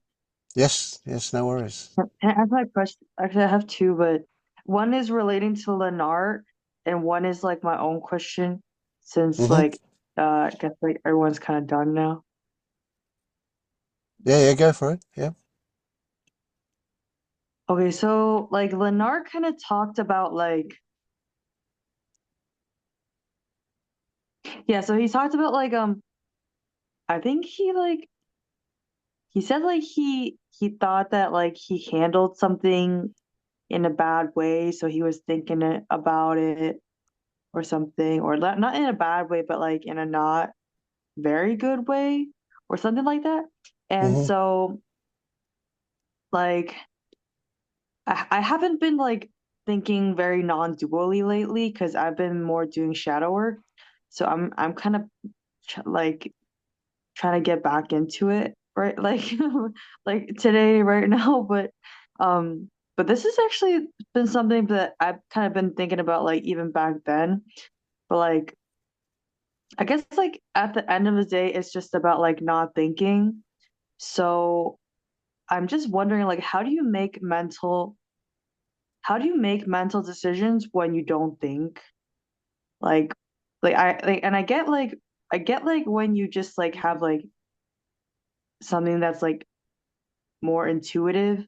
So this is like the context. Like so like back then I would have like some like so for example, I'm like I don't know, like back then I would have like some decision and I would have like two routes. Like either one way I would be using my brain a lot in my usual way, and I would just be going down that route of using my brain and then I'll just get it done. But then the other route would just be like I'm kind of trying to have a blank mind and just waiting for an answer to come, I guess. And I feel like the second route didn't really work well for me, so I just went back to the first route. So I guess, but anyway, I feel like non-duality for me right now is just trying to like not think, because I don't really know who I am. So I'm just trying to not. I'm just trying to get rid of my thoughts so I can kind of embody that right now. Yeah, yeah. Yeah. Okay. Good, So good, yeah. good question. Good observation as well. Okay. But look, do you recognize that you can't control your thoughts? You don't know which thoughts turn up. So if you're going to put effort into not thinking to try and quell your thoughts, you're going to use a lot of energy and you're not going to be successful because thoughts will still happen. You might widen the gap between thoughts and you might have more moments when there are no thoughts, but essentially you can't stop your thoughts from coming. But it's almost like you can, it's a wrong way to put it to say you can make a decision to, but it's like that. It's like you can make a decision to not engage with your thoughts. So you don't worry about trying to stop them from happening because there's no possible way you can stop your thoughts from coming. They're going to come if they come, right? But what you can do is you can kind of push them away. You can kind of tell your thoughts to just go over to the other side of the room and leave me alone. I'm busy here, with watching what I'm feeling, for example, and and and so consequently, it's almost like you make a conscious decision not to engage with your thoughts. And so that way, there's not a lot of effort involved in it. It's like judo. You allow the thoughts to have their own momentum and you just divert them where they go. Instead of catching them and then getting engaged with them, you just push them aside and allow their own momentum to keep them going, but over to the side. They'll just disappear, essentially. So, so don't try to not have thoughts, but just recognize that in the beginning at least, and I'm not saying I don't know, whether it's appropriate for you at this stage, but it's a good place to start to say all your thoughts are pretty much rubbish, right? Essentially, none of them are worth putting much effort into. So if you learn to divert all of your thoughts, what you'll do is what you do, you start developing those right brain pathways. Um, when you don't, if you see a thought coming, and especially if you catch that you have engaged already with a thought. So if you find yourself lost in thoughts, in the content of a thought, then that moment when you realise that that's what's happened, that's your magic moment. That's the moment that you can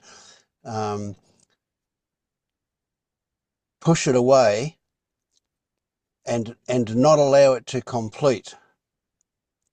So in the old way is when a thought comes, it invites you to kind of follow it down a rabbit hole, and you get all these other thoughts that keep going, and there's a stream of thoughts, and they're looking for some kind of a satisfaction. They're looking to complete whatever they started, and by you catching yourself being lost in thoughts, you stop that completion, and that allows that left brain pathway to atrophy a lot quicker, and it'll push you over to the right brain where you go, oh, okay, well, what's actually happening? And you look in your body for what's actually happening, and you get away from your thoughts by coming into your body.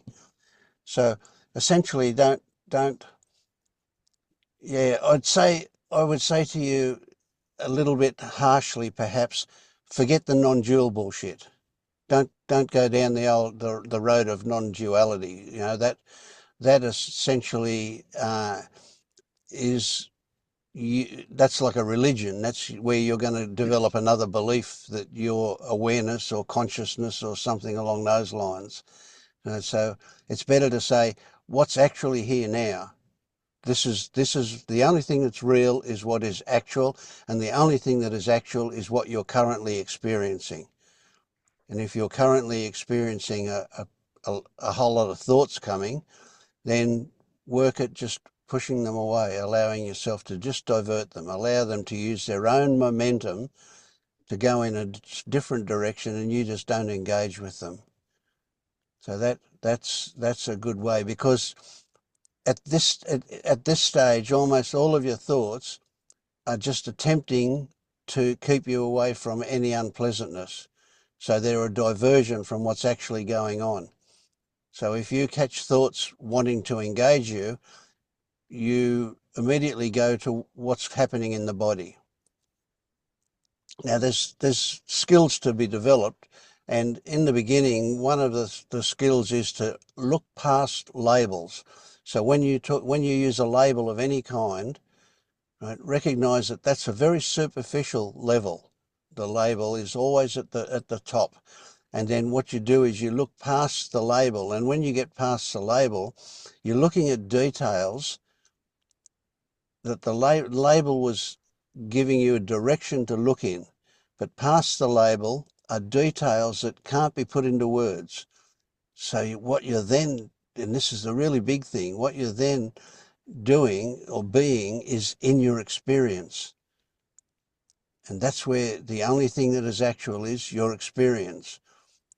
Now, a little bit further down the track, we'll start recognizing that our experience is an interpretation, and that's an interpretation based on what we've learned, which is going to be back into thoughts again. 哎，等一下，马上好了呀！哎，这马上好了呀。我也不知道这吧。你现在在跟我说话哎，啊，马上好了，sorry。Your mum's up Yeah, really it's like late. 2 a.m. right now. Okay. Yeah, she's wondering why you're still up at 1 a.m. or something, eh? Yeah, Yeah, yeah, I'm not gonna do this day's group anymore, but I don't know. I was just excited, so I wanted to come today. But yeah. Good anyway, one. keep Yeah, going. yeah. No Yeah. worries. All right. So yeah, so just that on that thing about thoughts is, yeah, don't try and kill your thoughts, because you won't be successful. Just divert them and get into your body each time. Not looking for any conclusion, just looking for what is going on. And then when you say that, you immediately get labels happening. Then look underneath the labels for what the details of the experience. So when you got that, like we said, that feeling was like a snake in your chest kind of thing, right? Then you can recognize that gives me a certain description, but it's superficial, right? I can't really get a feel for what you're feeling. I can only get a bit of an idea about what you're feeling, right? So what you get into is what you're actually feeling. You sink into the details of what you're feeling every time, and you can't put it into words in a meaningful way for anybody else.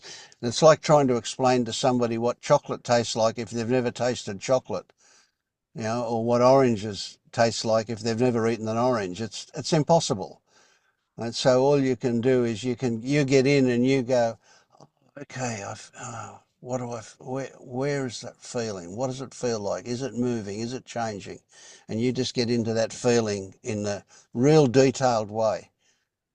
And that's just do that job for the moment. Every time you find yourself lost in thoughts, that moment that you realize you're lost in thoughts, have a laugh.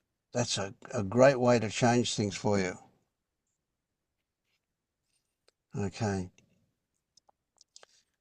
My wife's just telling me it's time for me to go and cook tea.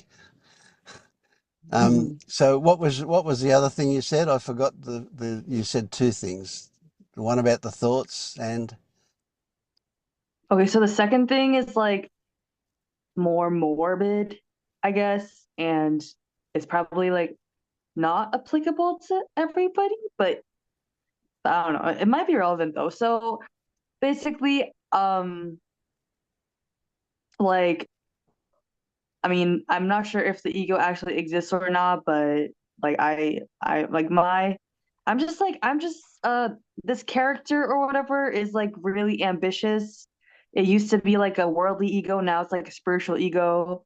So so so yeah, it was just like yeah, it was just like I don't know, it was just like thinking about like wow, like what is I mean, it's not even I guess it's not even ego at this point, but just like what like if it's all unknown, if it's at the end of the day, if it's all unknown, then and if it's all love and compassion, then like what is like the worst thing that I've seen on this world that happened to people in the past who were enlightened, that like what's the worst thing that happened to them?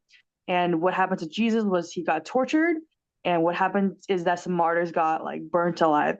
So then I kind of was just like, just lying on my bed, and I don't know, I just yeah, I kind of just like think about this stuff, but I was just lying on my bed, and I just kind of I was just like I just started like talking to myself, and I got really scared, and I was like what if what like because I don't know what's gonna happen in the future at all, because and who knows like yeah, like who knows, because like I want that full compassion, I want that kind of full on complete compassion, or if that's a thing. But yeah, so I was just like, okay, so I was just saying like, so I just said like, okay, God, whatever, like your will be done.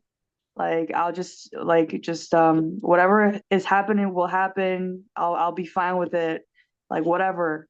And then like when I was done saying like what I said, like my last words, like they weren't my voice anymore. Like there was like a male voice that was like not human, like on top of my voice.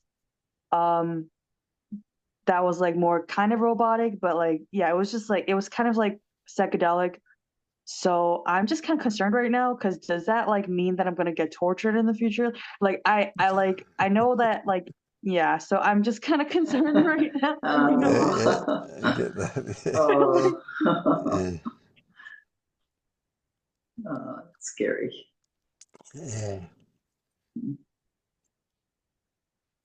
Well, you're right. We have no idea what the future's going to bring. It's going to be very unlikely that you'll get tortured or become a martyr in that way. But if you were to run around out there in society and try and convince everybody that you're enlightened, they would metaphorically want to torture you or nail you to a cross. They would, because you'll be threatening their idea of who they are. So we're not going to do that kind of thing. You can spill your guts here with us, no worries, and you're not going to get judged.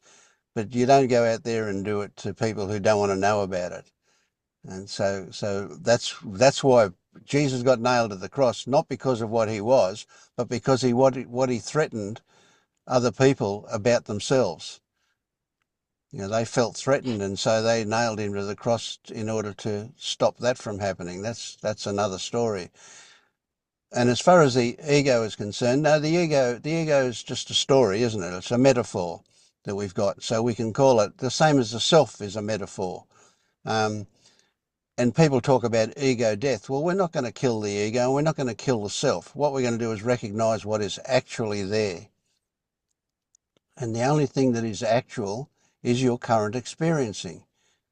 Right, so when you finish at this meeting, when you're going to sleep, you think about it. See if you can think of one thing that is actual other than your current experiencing from the perspective of that body with the label of Viky.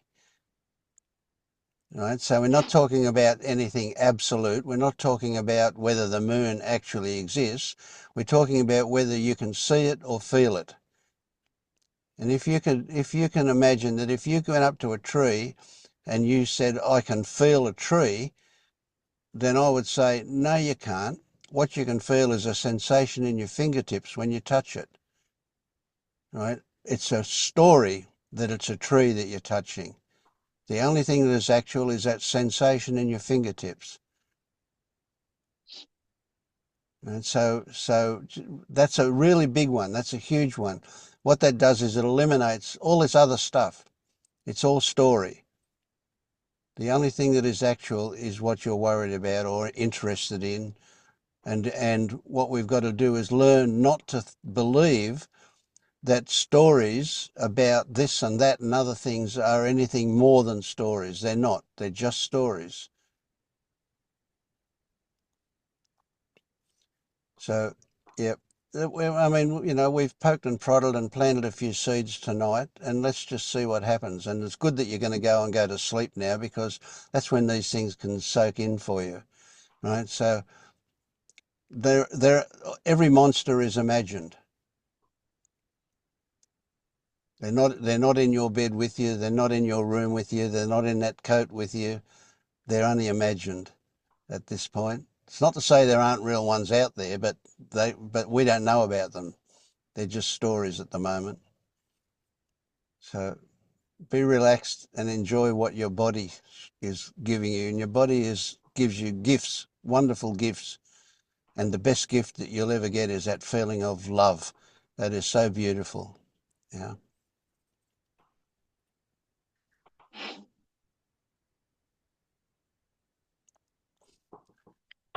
Great. So thank you, Vince. Yeah, I don't know. I just have a lot of questions today. Like, this is my second spiritual group that with a teacher that I've ever been to. So yeah, so that's kind of why. But anyway, thank you guys for being here. I really enjoyed this. No You worries. guys Yeah, are you bring us some more questions. yeah. Thank you. Yeah, excellent. Yeah. Good stuff. Thank you, Vicky, for being open with us.